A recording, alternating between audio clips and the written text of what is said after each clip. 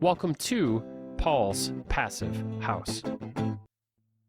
Well, it's a new day, and I've taken off this little piece in the corner here because I want to inspect the attic. I'm pretty sure that I'm going to clean out all the loose fill that's in there, and I'd like to do it from this easy access space. As part of my strategy to insulate this addition, I'm going to be removing the loose fill and replacing it with fiberglass bats. I decided here to take out some of that insulation that's up in the attic. I wanted to see just how dirty this work was going to be before actually committing to doing it. As it turns out, it's going to be much easier to do it from the exterior, and so I've decided to do it from there. I'm not going to do it at this moment, though. I'm going to wait. From time to time, you'll see me step back and look at the wall as if maybe something might happen. Generally speaking, this is just me being confused. If I start scratching my head, then you know I'm really in trouble. If I scratch my ass and my head at the same time, then I might as well just go back inside and go back to bed. Here I'm removing the trim that's located underneath the drip edge. Now I measured the drip edge after I removed the trim and the sheathing, and as it turns out, I've got exactly 2.5 inches. So it will go right over top of the zip system sheathing that I have installed.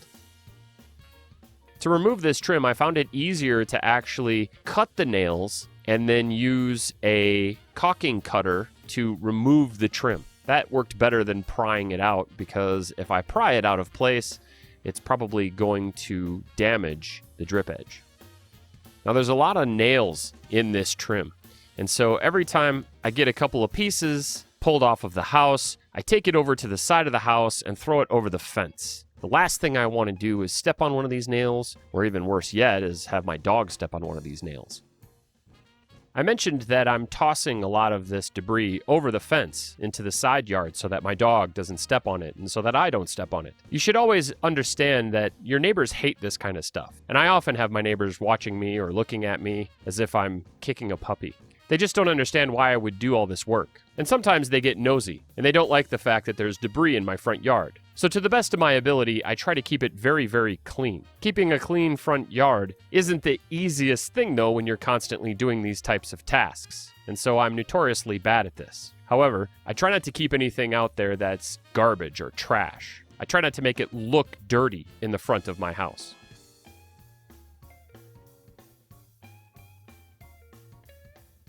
If you're planning on doing any construction work, I highly recommend that you get a varying set of pry bars.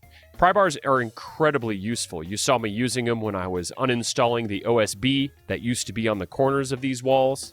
And a long pry bar like this allows me to utilize torque to remove all of these trim pieces.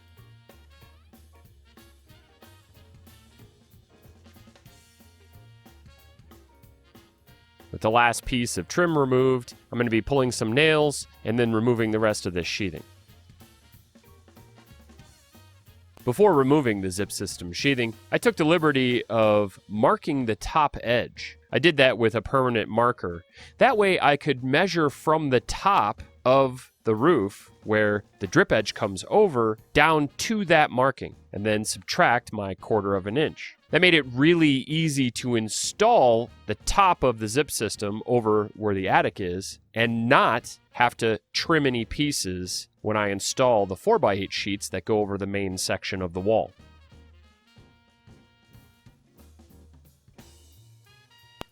Now there were a lot of nails in the rocks, so I decided to take some time and clean them up. Now I'm going to be removing the zip system sheathing because I'm going to cut and install the zip system above this sheathing. And it's going to actually be pretty difficult to cut those pieces and install them with this zip system in the way.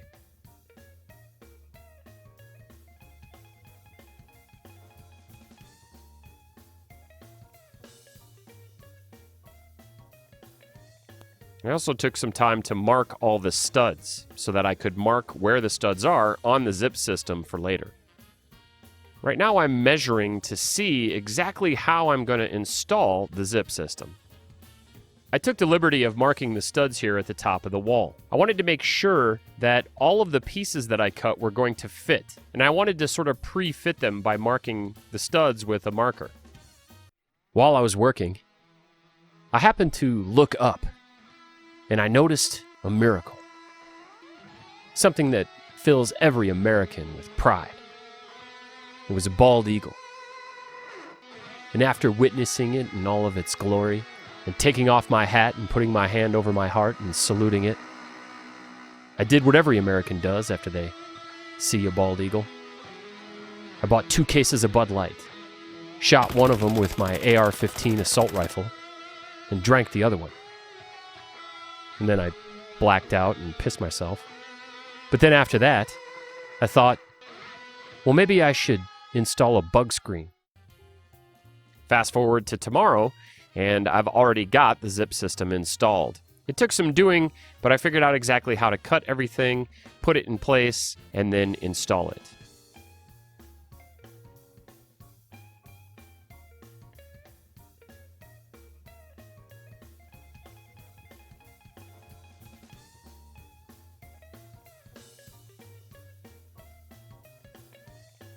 As part of my strategy, I put on a bug screen. I wanted to make sure that bugs weren't infiltrating into my zip system. Bug screen's really easy to install, so it only took a few minutes.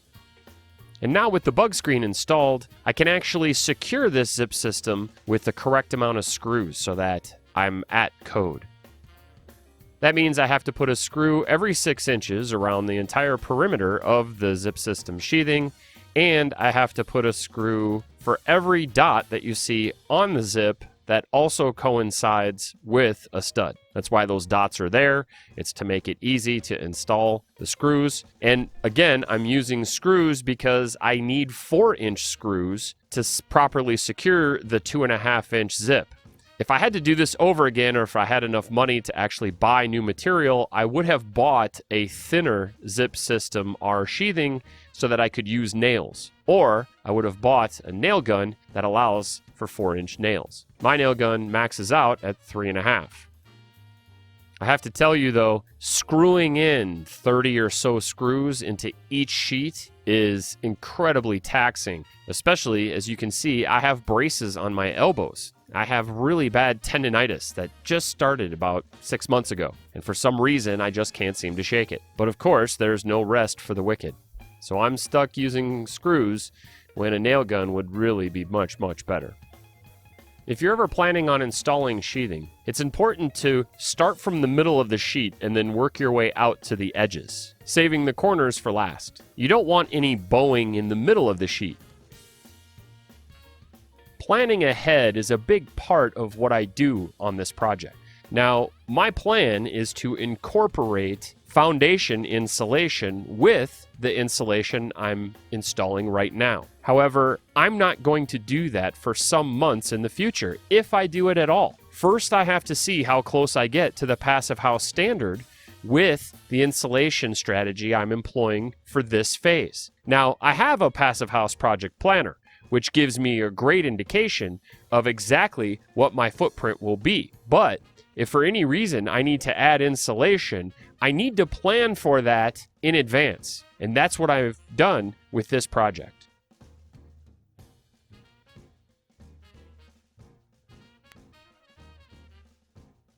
You'll notice that I don't secure the zip system at the top of the wall. That's because I've only temporarily installed that sheathing. I have to remove it later to remove all of that insulation out of the attic, and I also have to liquid flash the top of that zip system sheathing. Because it's 2.5 inches thick, there's a lot of room there for bugs to get in. When I liquid flash it, it'll make it watertight, airtight, and bug-proof. And then I'll bring that flashing down the face of the zip system from beneath the drip edge about 6 inches, where I'll incorporate it in with zip tape.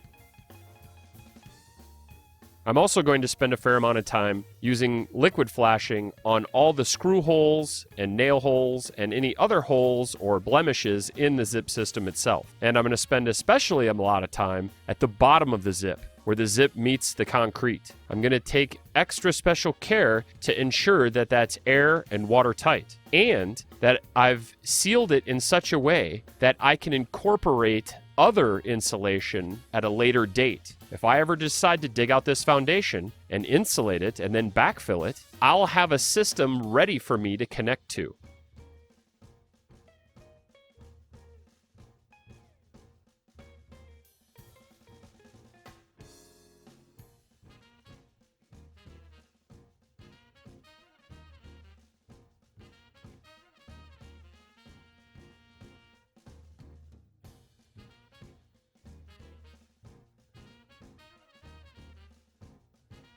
In this corner, I ended up not having enough stud to connect to. So instead of trying to angle the screws to get into the stud that I had, I just installed another stud. I had to do it in pieces because, of course, there's an outlet in this bay. But after I cut down the 2x4s, I installed them, and then I could connect to them instead of the 2x4 that wasn't quite thick enough to give me a surface to screw to.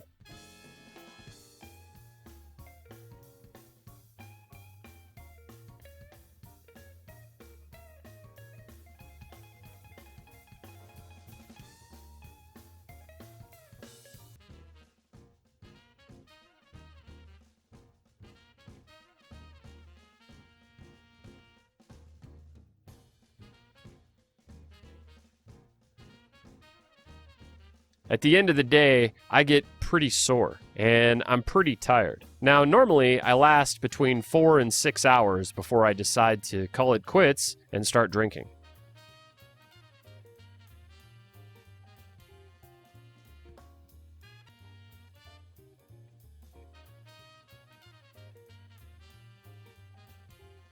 And as the sun slowly sets in the west, I bid you adieu. If you'd like a free energy efficiency consultation, please email me at paulspassivehouse@gmail.com.